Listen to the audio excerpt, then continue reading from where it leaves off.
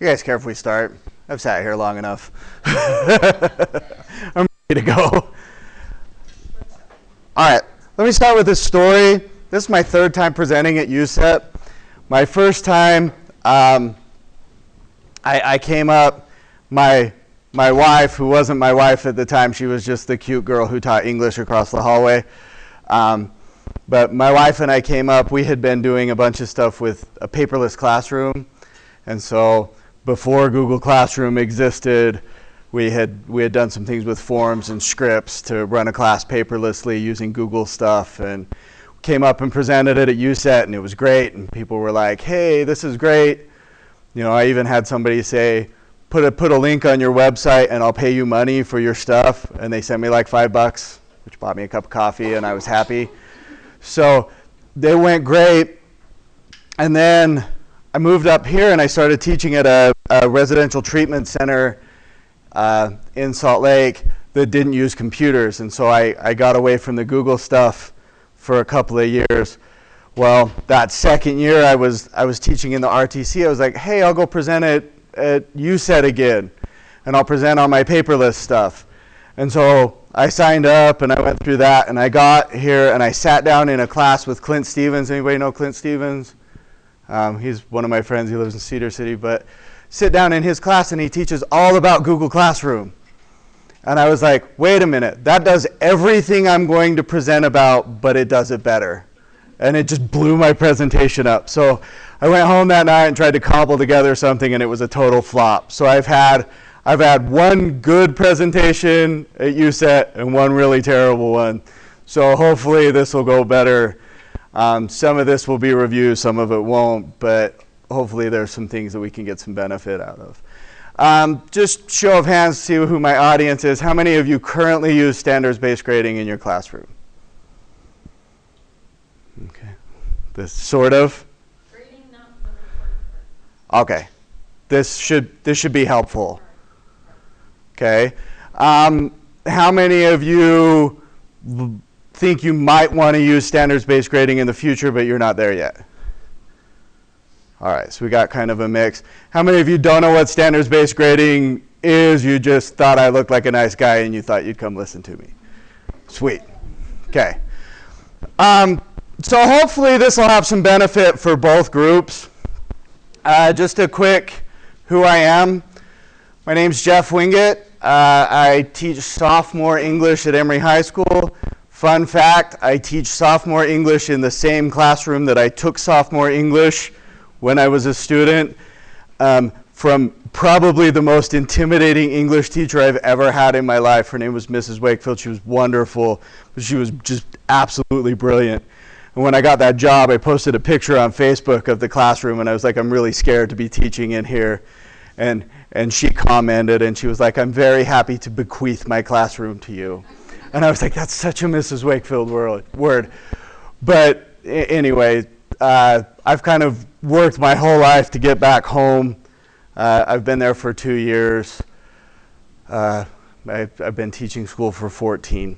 So that's a little bit of my story.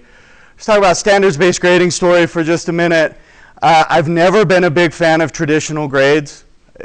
Since I started teaching till now, I don't think traditional grades show what we want them to show, and I've always been frustrated by that. I think kids play what's called the game of school. They manipulate points to try to get the grade that they want. My favorite exercise I've ever seen done is you write down 5 scores, like 20%, 30%, 80%, 90%, and 40%, and you give teachers those scores and say, figure out a grade for this kid. And you'll get several different answers depending on the way that you approach grading. And just traditional grading never sat that well with me. 3 years ago, I was teaching at Carbon High School and talking about this with some of the teachers there, and many of the English teachers had talked about using standards-based grading and getting into it, and so I started picking up books. I watched some YouTube videos by Rick Wormley. I picked up this book by Ken O'Connor. If you haven't read it, it's wonderful. read Robert Marzano. Those are kind of the big three names in standards-based grading. Ken O'Connor, Robert Marzano, and Rick Wormley. They all have books. They're all excellent. They all have an online presence. So if you really want to get into it, that's a good place to start. And I just started putting it together. But after that year at Carbon, I had already established we were going to, as an English department, we were going to standards-based grade. And then Emory High School called me and said they had an opening. And I was like, well, I got to go home. So I accepted that job under the condition that I could standards grade. And here I am. So there's my contact information. This link right here, the talkingsbg.com/UCET, it'll have some materials that I'll only talk about briefly during the presentation. If you have questions about them, we can talk about them after. But there are some other things there that you might want to use that we're not really going to talk about here. Also, I just started this website. There's like 3 posts on that blog. But I really want this to be, I want to form a community of people that want to talk about standards-based grading, that have ideas, bounce ideas off of each other. Because what I see is a lot of people want to use standards-based grading, but nobody really quite knows how. And so it's let's bounce ideas off of each other. Let's have a community. Let's talk about it. So yeah, email, Twitter, and your materials, those should all be pretty useful. All right. Maybe. Come on. My biggest fear is like technical difficulties. Come on.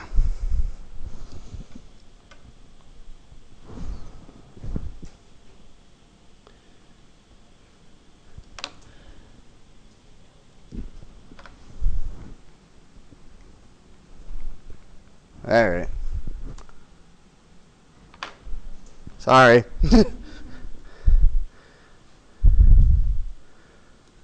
I have the rest of a presentation, I promise.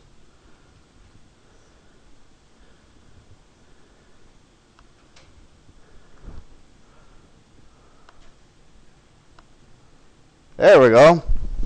All right. So why are we here? I like to think in big ideas first, the why.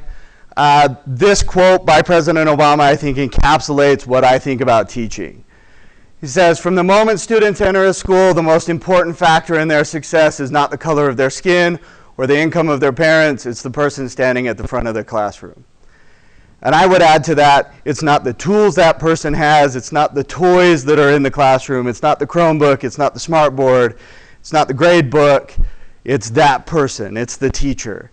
And teachers make all the difference. And so I'm very passionate about when I share things that maintain teacher creativity, teacher discretion, the professional ability of the teacher to manage their classroom. So my 3 doing this, teacher is the most important asset of the classroom. Bless you. Students should be an accurate, or student grade should be an accurate reflection of what they know and can do. We kind of talked about that, and I think if you're into standards-based grading, that's something that we share in common. And educational technology should enhance the role of the teacher in the classroom, not minimize it. I get really frustrated when I get told to use programs in my classroom that's like, has this pre-made assessment that you can use. And I'm like, I don't want to use a pre-made assessment. I want to use my assessments. I want to use my creativity and my teacher voice to teach my kids. So that's where I'm coming from as far as principles that I'd like to talk about. All right, so how do we do it? How do we do standards-based grading? I first want to start off and say a lot of the stuff that we're going to talk about, even if you don't use standards-based grading, you're going to say, I do that in my classroom. I already do that. However, one thing that I don't think that we do well is teachers are always pulled in different directions. We have loyalties to lots of different people. We certainly have loyalties to our students, and that's where it should be. But we also have to answer to parents and lawmakers and the community and administrators. And sometimes those those responsibilities and those requirements that we have come into conflict. And so while we might do all of these things in our classroom, we have a hard time sharing it with all of the relevant stakeholders, and that can make for some difficult conversations. And that can be why administrators and lawmakers like assessments that we didn't make, is because they can see them and they can share them. They can share them with the relevant stakeholders. So part of what we're doing, you're like, hey, I do this in my classroom, but some of the new stuff is, we're going to say, how do we share this with everybody so that everybody can be on the same page?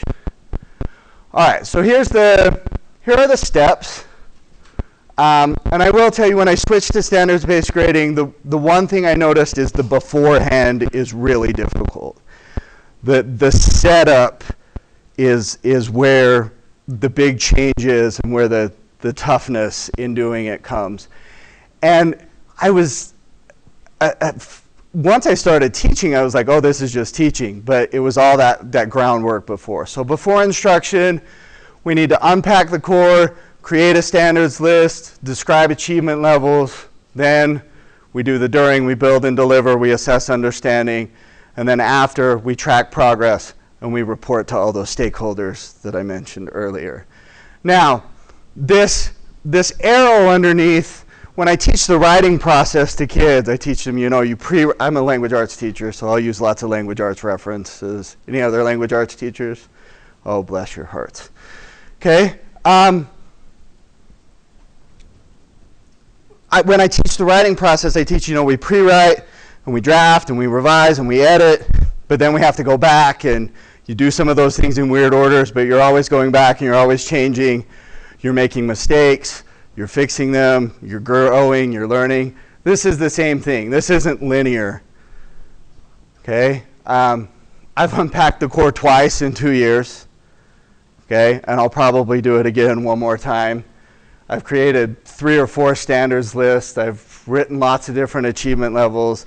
It's a constantly evolving process as we go through it. And I think that quote, I get to use the laser. I think that quote kind of encapsulates what standards-based grading is. A person who never made a mistake never tried anything new. We want our kids to try new things, and that means they're going to mess up, and that means we're going to fix things. One thing that I won't talk about a lot today, but it's on the website, is my grading policy. I just pulled it out of my syllabus and put it on there. I'd encourage you to look at that, but just from time constraints, we're not going to spend a lot of time on that. So, all right, so there's the process. So the first thing is to unpack the standards.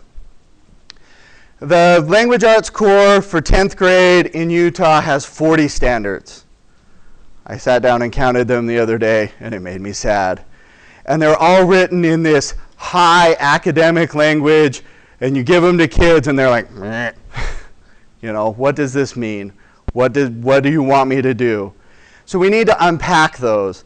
And we unpack them by looking at concepts, which are the nouns. What do we need them to know? And skills, the verbs. What do they need to be able to do? So this is the first time I unpacked the standards. I took the standard, I wrote down the concepts, wrote down the skills, and then I reflected. I had this grand idea that I could fit all of language arts into 5 categories: reading, writing, language, research, and communication, which sort of worked, sort of didn't. And then I reflected. I asked myself some reflection questions, and this whole process took me forever. But I learned a lot about the core, and I learned a lot about what we were expected to do.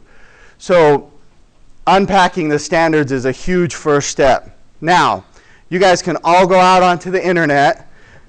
You can go to Google and you can type unpack standards for whatever your grade is in your category or your subject. And you can do that and you'll get a whole bunch of them.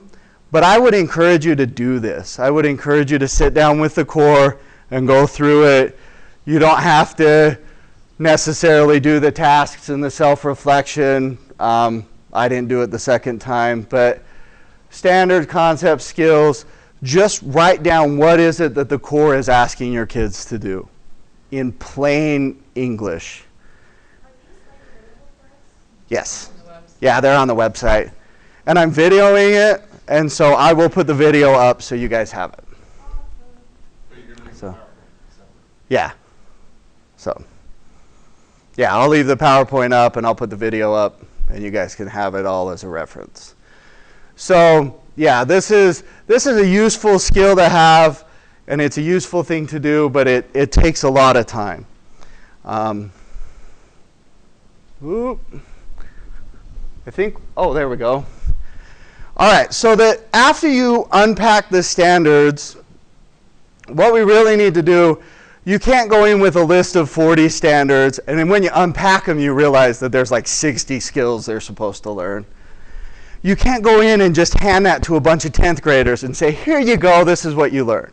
We need to narrow it down. And you've probably heard this term, a minimum viable curriculum, before.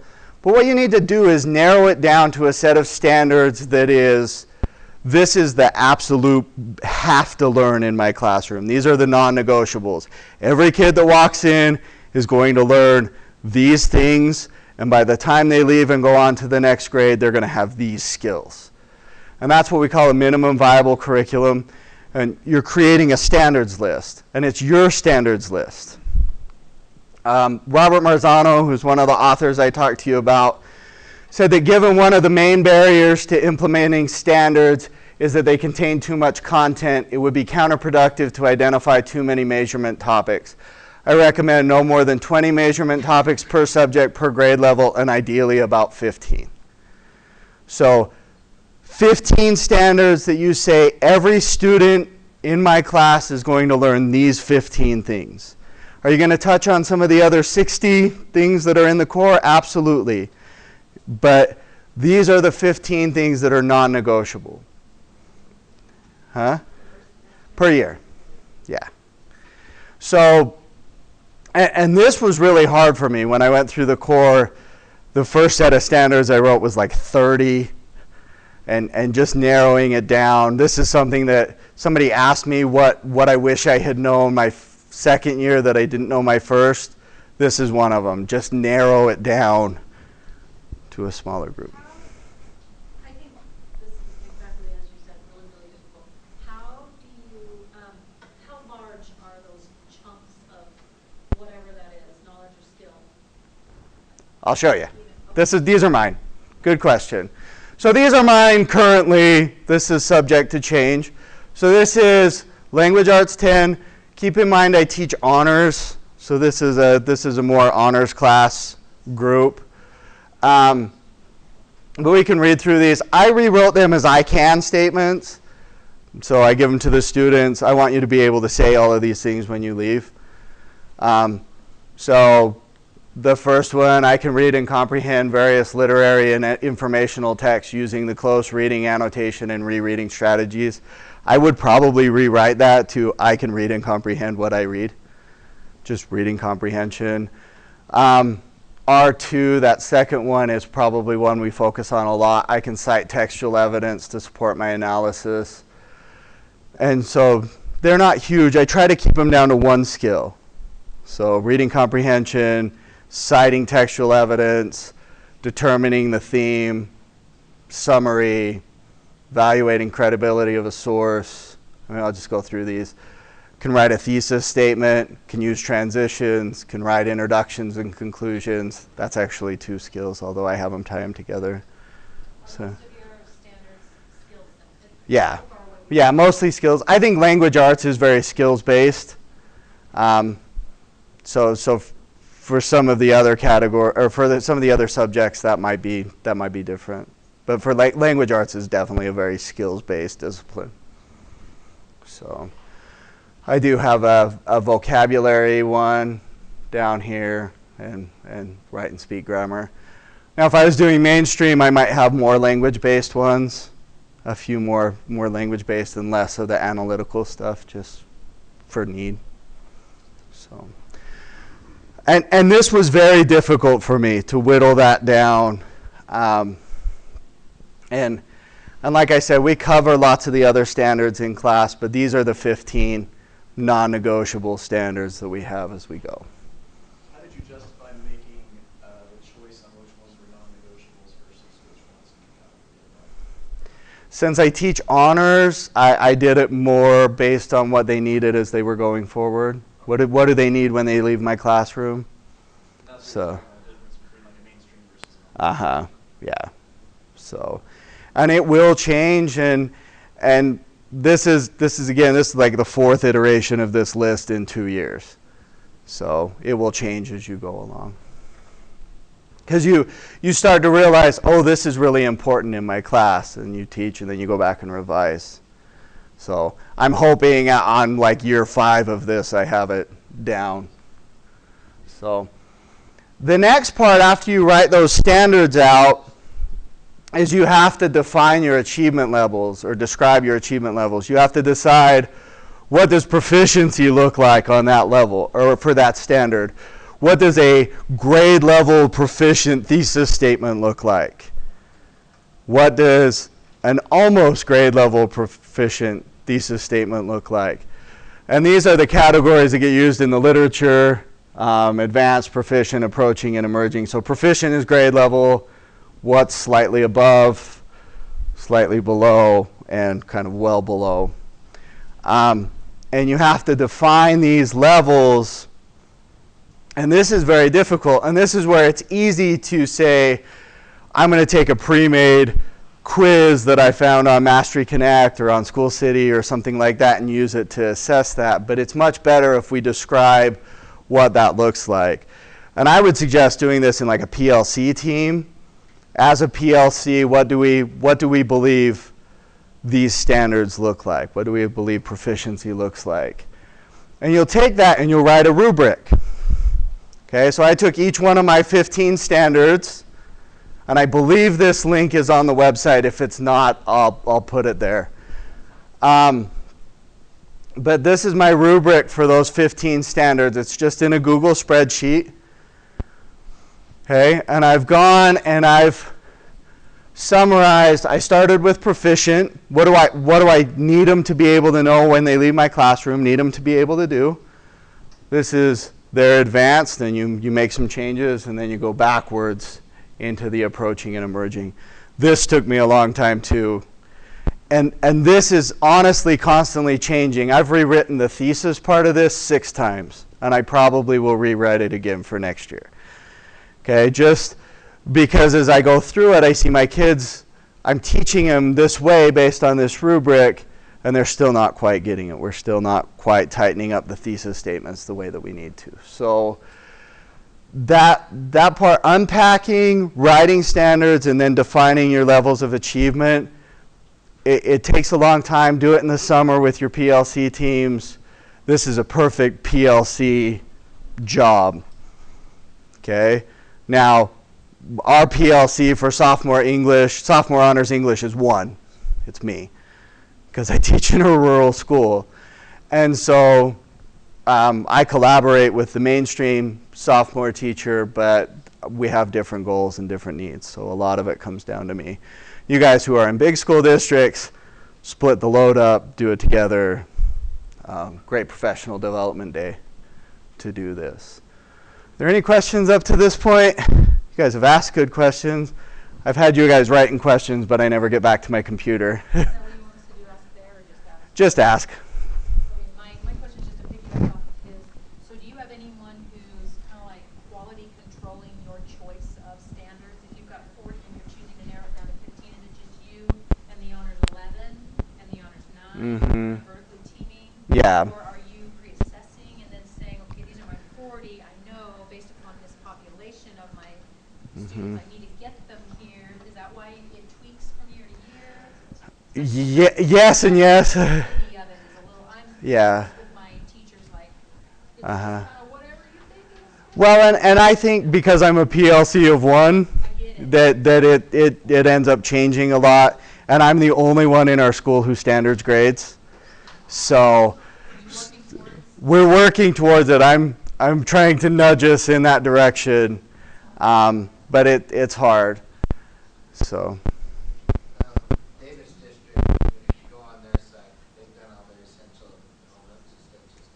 Mm-hmm. They spend a lot of time doing that if you want to steal them from them. Yeah, and that's a good idea if you can steal, borrow. Almost all of the classes make list the essential elements. Mm-hmm. So they basically taking 15 or 20 of the 32, these are the essential ones that you learn. Yeah. Oh, if we name it, call it the deck. Yes. When our school did it, we did a lot based on the prior year's Mm-hmm. scores, deciding where the kids seemed like they were struggling Mm-hmm. still at the end of the year, and use that to help pick Yeah. the 5 to 10 standards. Mm-hmm. And I think that's how it should be. I think you should go off of the data that's there.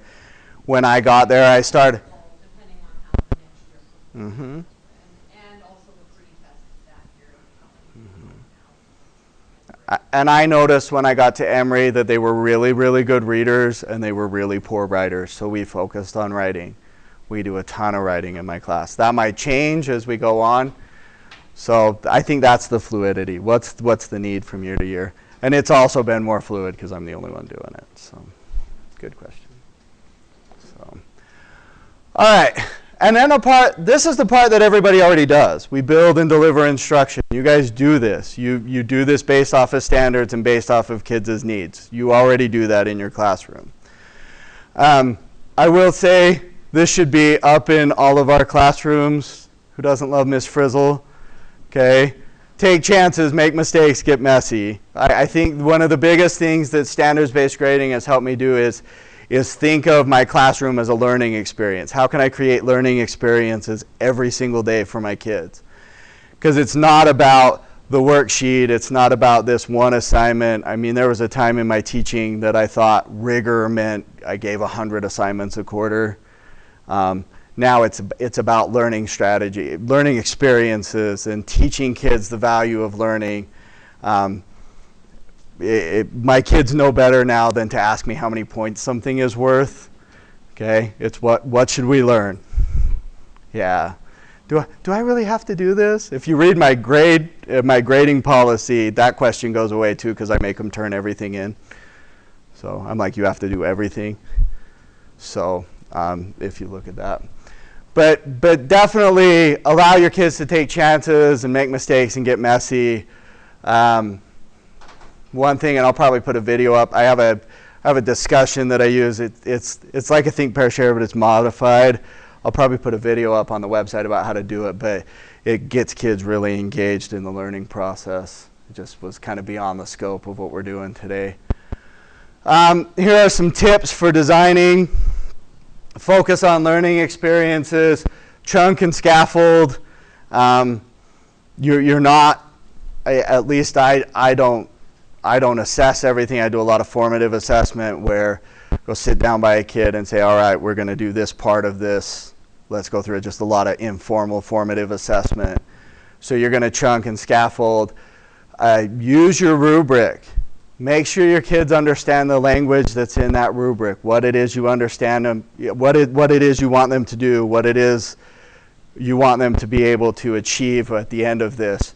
But use your rubric to teach. When I teach thesis statement, I pull the concepts out of my rubric and we go over them one at a time, and this is how you do it. So offer lots of opportunities to try and fail before giving that final assessment. Give them lots of time to go through it. We don't learn things the first time, neither do our students.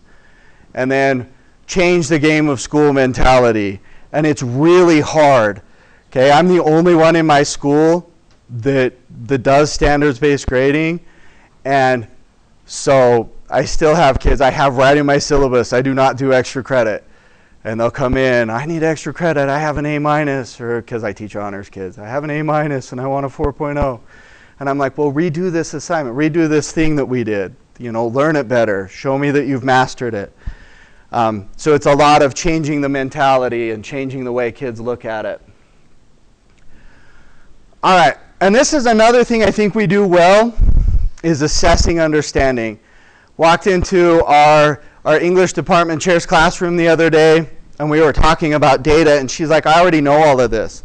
I can tell you who in my class needs to work on writing thesis statements, and who in my class needs to work on writing transitions, and who uses textual evidence really well. She's like, I can tell you all of that. And I said, I know you can, because you're a good teacher and you assess and you know where your students are at all times. So I do think teachers do this very well. I think you can walk into classrooms and ask, how's that kid doing? And they'll be able to tell you. But assessment is more than that. Because remember our thing where we talked about all the stakeholders that were in here that are involved? They can't reach inside your brain and pull out the knowledge about your students that you have. So what standards-based grading does, and PLCs and all of that thing, is help us get from the anecdotal data that we have in our brain to numerical data that we can share with stakeholders. And that's scary. Data's become kind of a four-letter word for people. They're like, you start talking about data and people's eyes glaze over or they put their boxing gloves on. Okay? But really what it is it's taking that knowledge we have about our students and quantifying it in a way that can be shared. And that's good. It's good if I can take my sophomore English students, take data to the 11th grade English teacher and say, this is where the kids are at. This is what they need. This is what they can do. Okay? And it's good if my principal can see that, or the district office. That's a good thing. So a lot of this kind of part that we're talking about now, what do we do after we have that data, is how do we move it to a numerical data model that can be shared. Okay? For assessments, teach language arts, so I use very few multiple choice assessments. We do a lot of projects, we do a lot of writing, and everything gets graded with a rubric. And I don't change my rubrics per assignment. I pull them from that master rubric that I created at the beginning of the year. Okay? Anybody use Canvas? Canvas is awesome for this. You establish your outcomes in Canvas. You write a rubric for each one, and then for each assignment, you can just pull in those outcomes. Have you guys done that? So, again, a little bit beyond the scope, but if you write your rubric in that template that's on my website, the second page on that is a rubric creator. You just put in your index. So you want to give an essay and assess 4 standards, you put in those 4 standards on that rubric creator, it'll pop it up, and you copy and paste it into your assignment sheet. Okay, so try to leverage the spreadsheet a little bit. But I always give the students, and I always give them a paper copy of the rubric and say, this is how you're going to be assessed, so that they know at the beginning. And I don't, like I said, I don't change those rubric topics, try to make them so that they fit for everything. All right, we still doing good? Questions, comments, smart remarks? All right. I encourage smart remarks. Oh, good. We're doing all right on time. I gave this to myself in my hotel room last night, and it was 35 minutes up to this point, and I was like, I'm toast.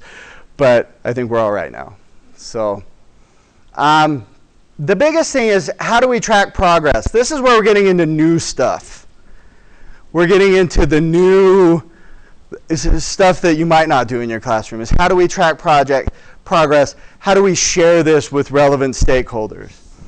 Okay. I'm going to tell a quick story. I taught at a charter school in Price for a little while, and it was the first time that I had taught in a room that had computers. It was a computer lab, and I had computers all the time. And I thought it was wonderful, and I ran my class paperlessly, and we used Google, and it was all those forms and stuff I told you about that I presented at UCET a few years ago. And one thing I noticed as I walked around were kids wasting time on those computers. But they weren't wasting time in the typical places. They weren't on Facebook. They weren't on Instagram. They weren't, looking at cars or whatever. They were on SIS. How many of us use SIS or Aspire or Power School? It doesn't really matter. They were on the Gradebook. Okay? And they were refreshing just over and over again, refreshing the Gradebook to see if their grades would magically change. Okay? And I finally stopped him and I was like, guys. Well, first thing I did was I blocked the grade book in my classroom, and then I got in trouble. I should have asked permission before I did it. So I got in trouble and I had to unblock it. So I sat him down and I was like, guys, you guys are being ridiculous. I said, there's an experiment that was done with a mouse, and they put a mouse in this cage. I don't know if this is true or not. I might be making this up. But put a mouse in a cage with a little plunger, and they go push the plunger down. They get a day's worth of food. And they'll only push the plunger once a day. They'll go push it. They'll get a day's worth of food. They'll eat the food. They'll go about their day in their little cage. Okay? Put cocaine pellets in with their food, and they'll go over to that plunger and just whack it over and over again. Like I said, I don't know if this is true or not. But I told my kids.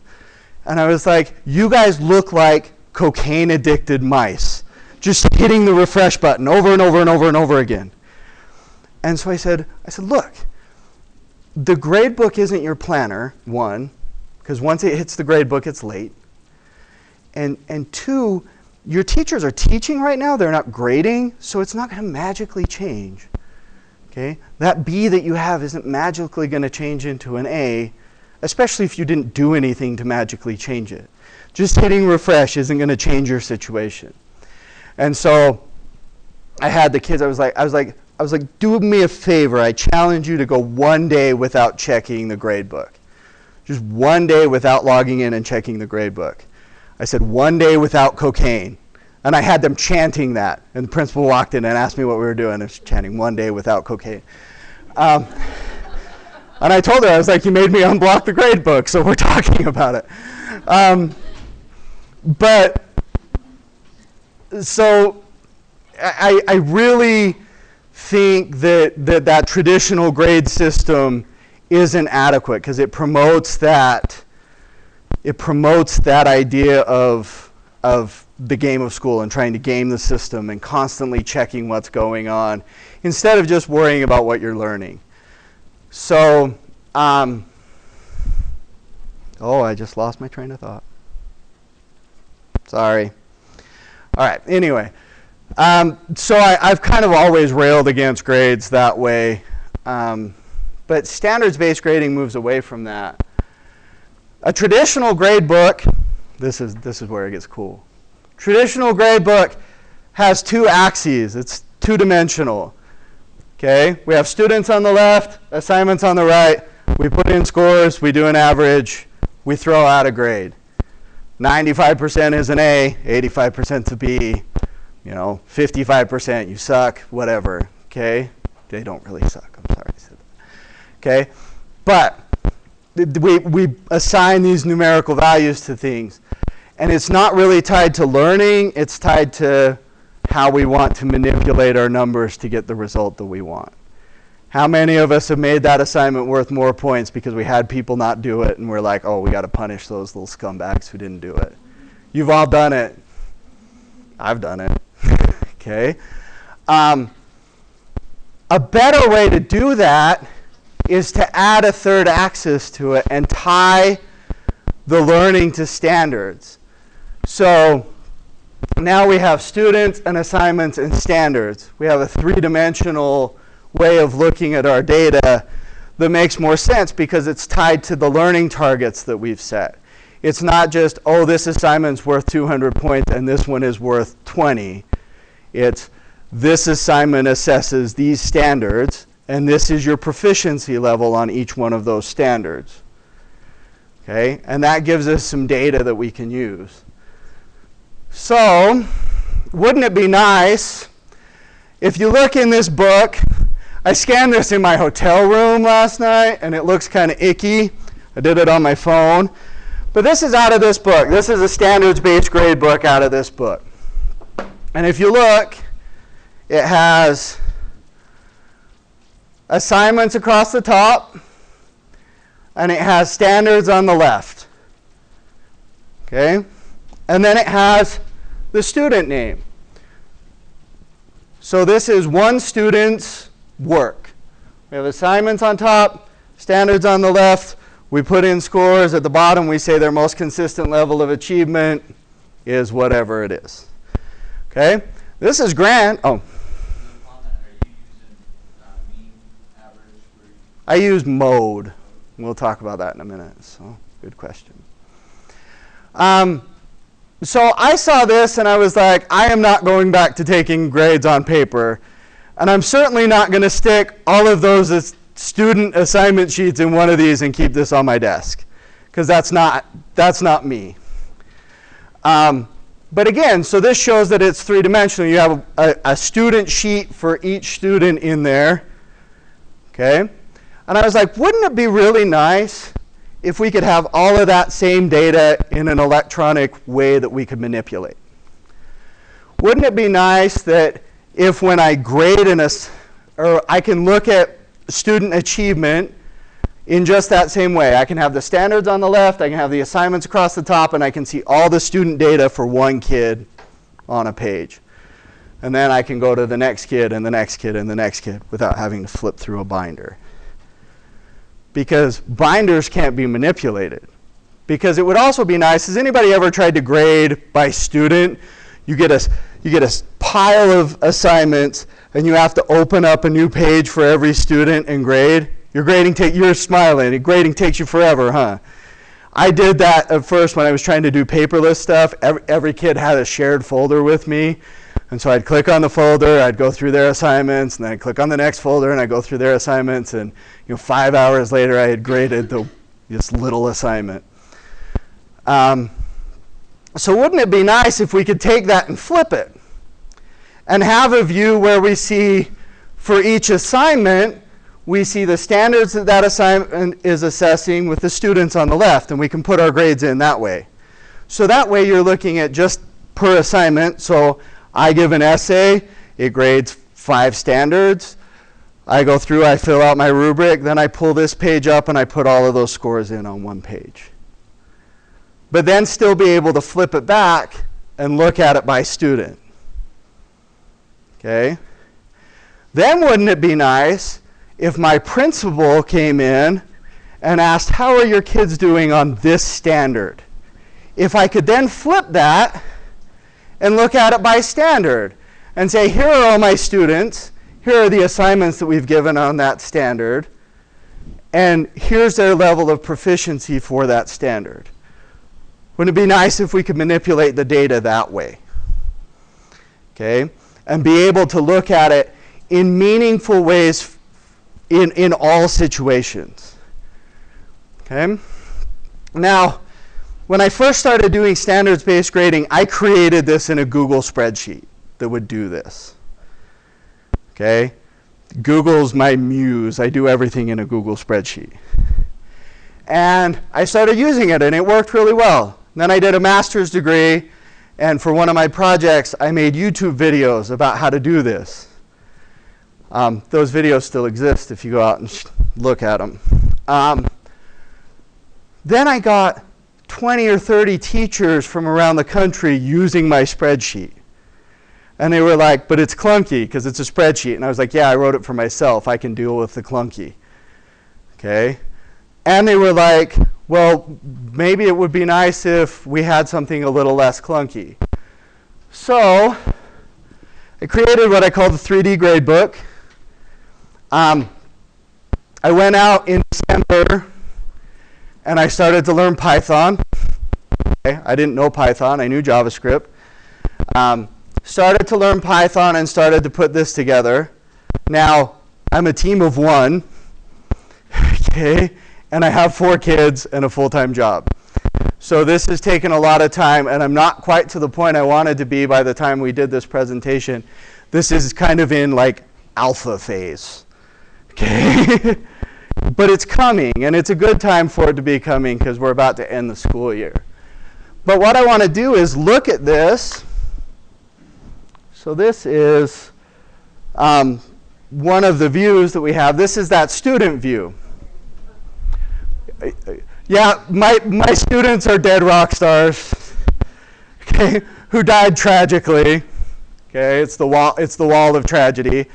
However, this is actual student data. These are actually assignments that I gave actual student data, I just changed the names to protect the innocent. Okay? But this is that student view. So you can see this is our reading standard, reading comprehension. Mr. Cobain is a good reader. Okay? This is, I can cite textual evidence. And there's more than one page on this. So if we click on each page, we can go on and see all the assignments that we've given for those standards. And then you asked about how we calculate the grade. This current tab right here is the mode. So the most frequently, I can't speak, most frequently occurring number. For me, that's the most fair way to do it. How are you performing consistently? Because some days you might have a good day, some days you might have a bad day, but where are you falling consistently? And the nice thing about this is you can edit this. So if we click over here, this is editable. Give you a form, you can go in, change those scores however you want to. And they should all save. My biggest worry is like I throw an error right now because they said it's alpha. We're almost there. All right, so that's one view, and you can click on each individual student. So we can click on Chester and see where he's at, or click on Bradley, okay, and whatever. I obviously need to go back and order these alphabetically, but that's the step. So would this be for an individual teacher and one, like, say, per class? Uh-huh. Or how does it scale in terms of whether it's, you know, from one class to a set of teachers to the entire school? So that's one thing I'm looking at is scalability. So this is for one teacher, but what I would like is to have like a district instance of it, and there's a PLC leader tab for it where PLC can see this is where, you know, and they have the same type of views for their PLC team. Well, then so it would never happen that a kid wouldn't turn in an assignment. But if it did, would it have a preset to a 1 or? It presets to none right now. Let me see. I've got. And then is that factor? It doesn't factor into the mode. Okay. It's taken off of there. What do you do about revision? Say if Leslie's still on thesis, do you have to just revise the statement and then let him go up to proficiency, or do you put it to require excellent? Or I make them do it in context. So if I had them write it in an essay, I make them fix it in the essay. same essay, just Yep. that one part of it? Yeah. And I'll take it to whatever they earn. If they fix it to. Do they push the buttons at the end of the term? Do they come to you and say, I would like to revise this and this and this? Sometimes I do cut it off the week before the term ends. So I tell them the Friday before the term ends, I'm like, I will take late work and revisions for 8 weeks, but that 9th week I won't take them because I want to sleep. So. Regarding the standards, do you have to put those in manually, or does it run a query of, like, you know, the state standards and pull that information for you to select the top? So that's a good question. What I have done, and I'm still working on it, but right now it will pull them from Canvas. So if you put them all in Canvas and you have them all in there, push a button, import from Canvas, it'll pull them in. It will also pull in all your rubric scores, your students, everything from Canvas. Yes. In addition, does it work with how well is it aligned with, like, Google? I want to add that type of, that's on the list of things to still do. I'd like to at least be able to link it to a Google spreadsheet so you can pull in data from a Google sheet. I was looking at your disclosure statements. Do parents have the ability to see their students' sheet, or how do you report this out? Do you put this in your SIS somehow? So this will have, and in my spreadsheet right now it has this functionality where it'll email out the parents a link with login information, and they can log in and see this view. And then over here where the students are, because they obviously can't see all my students, it'll have their average in each category and any missing assignments that they have. So then how do you report it out onto your report card? So my school makes me use SIS. And so in SIS, I put each one of these standards as an assignment that I make due the last day of the quarter. And you just put their proficiency. I put their proficiency score in, just 1 through 4. And if you look on my grading thing, it changes your grade scale. So if you say a 3 is proficient, 3 out of 4 is 75%. So 3 out of proficient is your low end A, that's an A minus. So kids look, I still pop to present, I have to. No. So then it averages all of those? So yeah, it takes these and averages it out, which I don't like. I wish we didn't have to do it that way, but Is it doing a logic rule? I don't know what that is. Logic rules are where you count. You have to have more than half, Ken O'Connor talks about this a lot. You have to have Oh yeah, I read more about than that. half of your scores to earn an A, half or more. Uh-huh. A quarter of them to be a B, all threes for a C. and That's an then interesting one. allow a few twos in there. Uh-huh. Complete or fail. Oh, that's a good way to do it. So But then you have the problem, not problem, but the amount of time is just you have to count. yeah, it doubles the time and But it's not. But if you can write a system that does that for you. yeah. onto there. Yeah, that'd be You awesome. just add a rule in. Because I have to put it stuff into Power School. Mhm. SIS, Mhm. And You have to go through and count, that's what I did I last can't. year. Yeah. It kind of sucks, but it's, And to me it's better than averaging because what I don't understand is how if you're averaging, what if a kid can't do, what if a kid has a red on one of those standards, can they still pass your class? Because this says that you have to, I make them complete everything. you make them Uh-huh. complete until they can. Yeah, until they complete every assignment. Override and don't give them a grade until Mhm. Yep. So if they get one, if they get a 1, that's fine. And honestly, if they have all 3s and 4s and they have a 1, they're still going to get an A. I mean, so I guess that's the nice thing about average. Although that, as wanting them to learn the skill, yeah, they have a gap that we're not filling out. Yeah.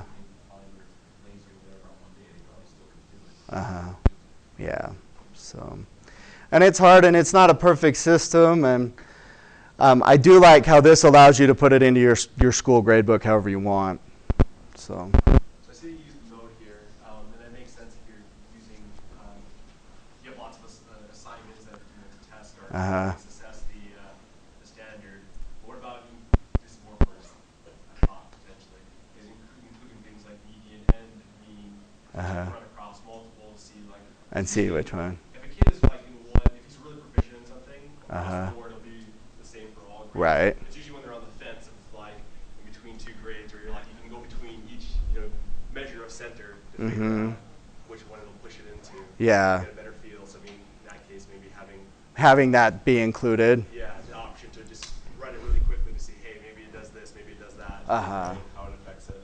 And that's a good idea, and I could add that in there. Python does math really well, so adding that functionality in is not that difficult. So, and that's one of the things we're getting to is I'm looking for beta testers for this. So, and feedback when we beta test it will be paramount. Let me show you the other 2 views. So this is the assignment view. So this was an essay. We looked at 7 standards. Okay, this was a major essay. This was our final essay of the quarter. So look at it by standards. Chester didn't turn it in. Chester got an I, okay, until he turns it in.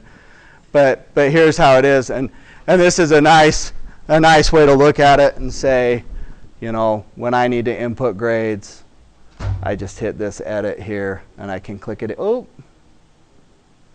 that was my fear. Yeah, it's alpha. The other thing you'll notice is this import scores from Canvas. This is the view where if you have an assignment and you've linked it to Canvas, you can just hit that button and it'll just go out and pull it. Yes? So this is an essay that they wrote. Uh-huh. Our bottom first opinion or whatever, those are scores, all those scores come from that essay? Those Yeah. are different standards assessed in that essay? Yeah. So this is textual evidence, this is their thesis, this is transitions, this is the introduction, this is the writing process, just going across. So that's the one view. And then the view that I think would be useful for PLC leaders and administrators and stuff is this one, where you can look at it by standard. So this is standard R1, it's reading comprehension. Can look at my group of kids. These are the assignments that they've gotten. This is where they're at. It's really visual look at where those kids are at. Okay. And again, you can kick it down and look at any particular standard. That one, textual evidence. Any English teachers? I fight that one every single day. How do you use textual evidence? And we're still not there. Okay. So those are the three views. Like I said, one of my big beefs with the standards-based gradebooks that are out there is that they're not just data platforms. They're not just things that look at data. They're Mastery Connect that has a bunch of assessment stuff in it too. We do assessment in our classroom. We don't need an assessment platform. We need a data platform. So that's what this is it's a data platform. Okay, and I've tried to keep it simple and make it work. So one more thing, we're about out of time. If you are interested, like I said, I'm looking for beta testers. It's in alpha right now. It'll be in beta in the next couple weeks. Okay, and I'll be able to send it out. But I have a little Google form here. If you'll fill that out. If you just want more information, you don't want to test it, that's fine too. Just want to know when it comes out, want to know when it's ready to go. Fill that out too. But if you're interested in beta testing, I'd love to have that. I believe that teachers should be innovators, that if we want stuff that works in our classroom, that we should build it, we should create it, and we should have things that work well in our classroom for us. Instead of letting, ed tech companies that are run by people that don't teach, or letting, lawmakers make those decisions for us. I think we should be the ones innovating. So you guys will help me out on that. Do we have any questions? I didn't even look at that question feed. I'm sorry.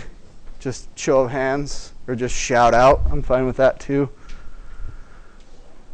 Questions? I do at Carbon High School. So send me an email, I'll send you his information. So, any other questions, comments, smart remarks? You guys have been awesome. Thank you.